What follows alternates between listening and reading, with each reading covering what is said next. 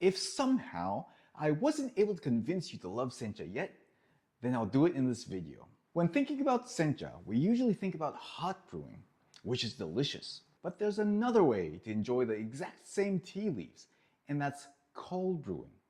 Cold brewing unlocks a completely different expression of the tea, and it's equally delicious. So today I'll demonstrate how exactly to make a delicious cup of cold brew sencha, so you'll fall in love with sencha once and for all. By the way, I'm Yuki, I'm the founder of Tea Life, and here we break down Japanese tea so you can enjoy your next cup of tea even more.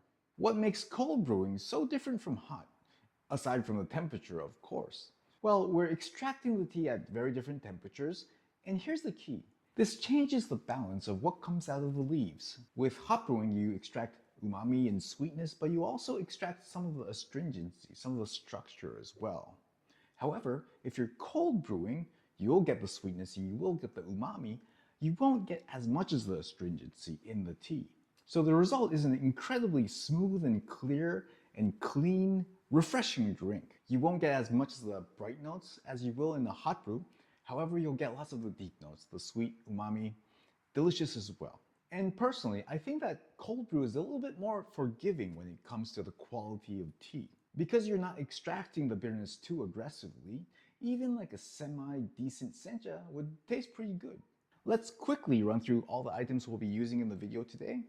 The first one is the tea. We'll be using the 88th Night Tea by Taniguchi.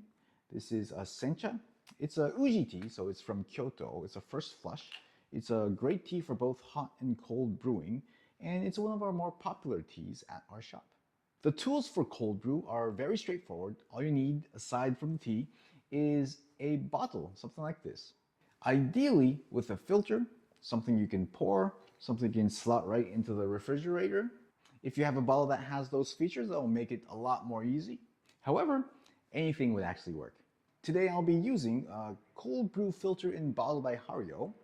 It's this one. This is nice because it comes with a filter already, and it's easy to pour.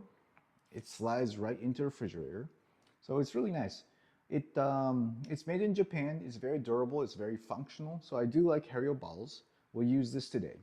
So this is how we'll do this. We'll take 8 grams of tea leaves and we'll put it into the bottle. And we'll take 1 liter of room temperature water, not boiled water. We'll take room temperature water and put it in the bottle. We'll steep it for 3 hours in the fridge.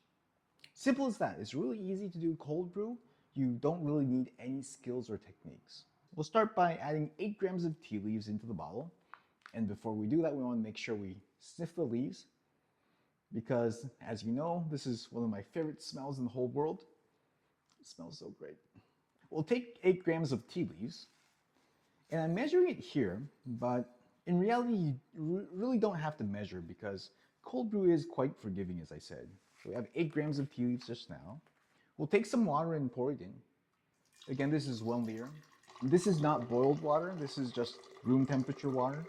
So I'll just stop here and then close the cap. And then here we have it. Isn't that beautiful? Now all we have to do is slip this into the fridge for 3 hours and then we'll try drinking it. See you in 3 hours. Okay, it's been 3 hours and the bottle is nice and chill.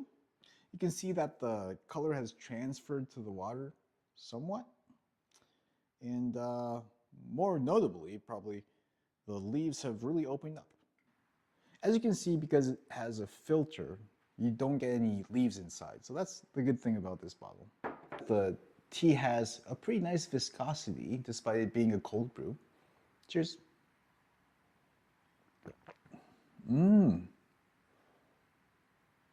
Yeah, it's extremely smooth. It's extremely refreshing. You can sense the sweetness and the umami.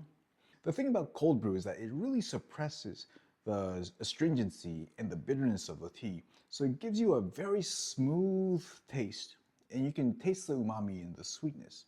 So that's very nice. You won't get the aroma. The scent is going to be very weak.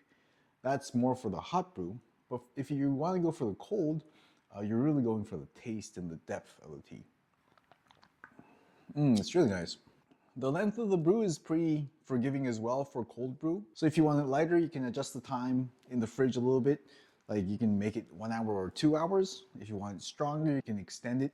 You can even put it overnight and take it out the next morning. Once it's brewed, keep it in the fridge and make sure you drink it within a day. It's believed it's not good to leave it more than a day. Now that you know 2 ways of enjoying your sencha, how am I doing? Have I convinced you to love sencha? Let me know in the comments, I hope you do. If you missed it, this is the video on how to brew a delicious cup of hot brew sencha. So take a look.